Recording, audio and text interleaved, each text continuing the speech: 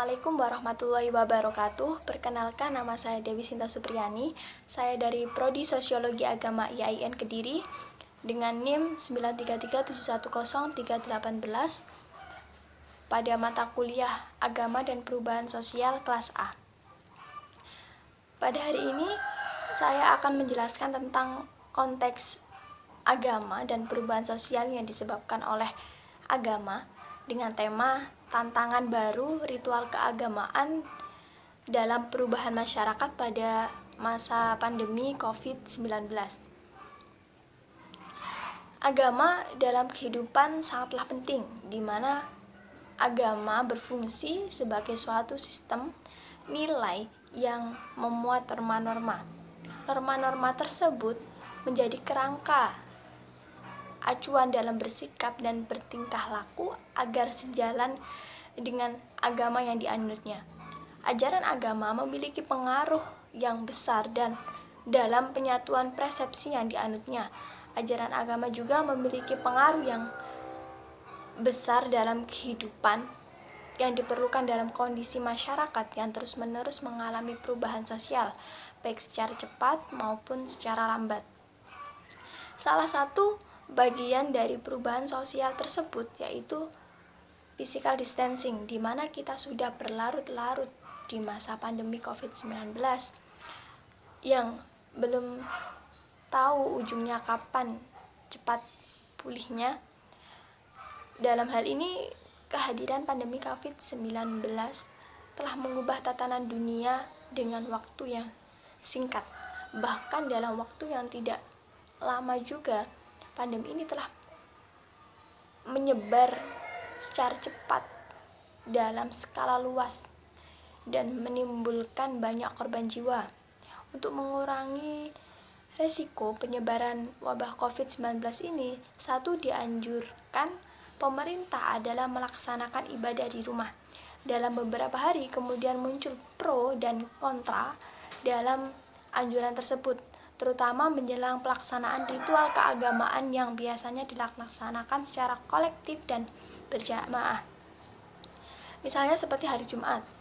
Hari Jumat hari spesial bagi umat Islam karena pada hari tersebut masyarakat melakukan sholat berjamaah di masjid yang disebut dengan sholat Jumat. Tidak hanya itu, juga di kalangan muslimin juga dianjurkan agar setiap sholat wajib 5 waktu lebih baik dilaksanakan di masjid maupun di musola terdekat. Kemudian ibadah kolektif lainnya seperti haji dan umroh bernasib serupa seperti itu. Kemudian hari Minggu, di mana hari yang sangat spesial bagi umat Nasrani, yakni mereka berkumpul dan beribadah di gereja. Di samping itu, mendengarkan siraman-siraman rohani secara bersama. Demikian halnya di vihara, pura, kelenteng, dan masih banyak tempat-tempat yang dipandang suci oleh pemeluk agama tertentu. Kemudian tradisi ritual keagamaan kolektif yang sudah berjalan berabad-abad seperti itu di era musibah COVID-19 seperti sekarang mengalami perubahan bentuk yang signifikan dan mengagetkan. Perintah agama untuk melaksanakan ibadah secara kolektif atau berjamaah, terutama di ruang publik, untuk sementara waktu dikurangi atau dibekukan sama sekali dalam masa yang belum pasti. Kemudian sekarang tempat-tempat yang ibadah sangat sepi, ritual-ritual ataupun tradisi keagamaan yang menjadi pelipur lara masyarakat, khususnya Nusantara, sudah terlihat dan yang menjadi dan tidak terdengar lagi. Kemudian dengan melihat betapa pentingnya fungsi dan peran komunitas dalam konteks kehidupan masyarakat yang di dalamnya ada tradisi dan keberagaman, komunitas menempati posisi yang penting dan suci. Tidak mungkin dilakukan ritual keagamaan di komunitas atau jemaah yang tidak suci. Semua aspek kehidupan manusia seperti hukum, moralitas, keluarga, ilmu, seni, dan agama didasarkan kepada dimensi sosial masing-masing. Kemudian tanpa seluruh masyarakat yang memberikan dukungan atas semua itu, tidak satupun dari aspek tersebut bisa eksis, di mana banyak sekali ibadah yang pada dasarnya merupakan kewajiban individu, bahkan sah apabila dilaksanakan dengan senang seorang diri, tetapi tidak dilakukan sempurna bila ia tidak dihubungkan dan dikerjakan bersama-sama dengan orang di sekitarnya.